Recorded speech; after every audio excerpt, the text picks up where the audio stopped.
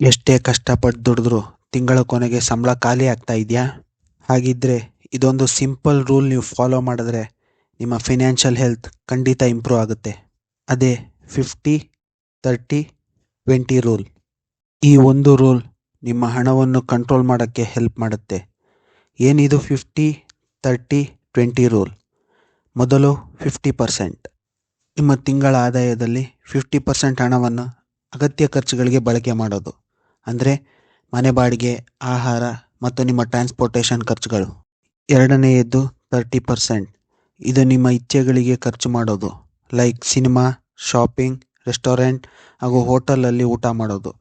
ಇದಕ್ಕೆ ನಿಮ್ಮ ಸ್ಯಾಲ್ರಿಯಲ್ಲಿ 30% ಯೂಸ್ ಮಾಡಿ. ಈ ಖರ್ಚನ್ನು ನಾವು ಪ್ರತಿ ತಿಂಗಳು ಮಾಡಲೇಬೇಕು ಅಂತ ಏನಿಲ್ಲ. ಇಲ್ಲಿ ಉಳಿಸಿದ ಹಣವನ್ನು ನೀವು ಸೇವ್ ಮಾಡ್ಬೋದು. ಮತ್ತು ನಮ್ಮ ಫಿನಾನ್ಷಿಯಲ್ಸ್ ಗೋಲ್ನ ಅತ್ಯಂತ ಇಂಪಾರ್ಟೆಂಟ್ ಪಾರ್ಟ್ 20%. ಇದು ಸೇವಿಂಗ್ಸ್ ಮತ್ತು ಇನ್ವೆಸ್ಟ್ಮೆಂಟ್. ನಿಮ್ಮ ತಿಂಗಳ ಆದಾಯದಲ್ಲಿ 20% ಹಣವನ್ನು ಸೇವಿಂಗ್ಸ್ ಮಾಡಿ ಮತ್ತು ಇನ್ವೆಸ್ಟ್ ಮಾಡಿ. ಈ 50-30-20 ರೂಲ್ನ ಒಂದು ಸಣ್ಣ ಎಕ್ಸಾಂಪಲ್ ನೋಡೋಣ. ನಿಮ್ಮ ತಿಂಗಳ ಆದಾಯ 30,000 ರೂಪಾಯಿ ಇದೆ ಅಂತ ತಿಳ್ಕೊಳ್ಳೋಣ.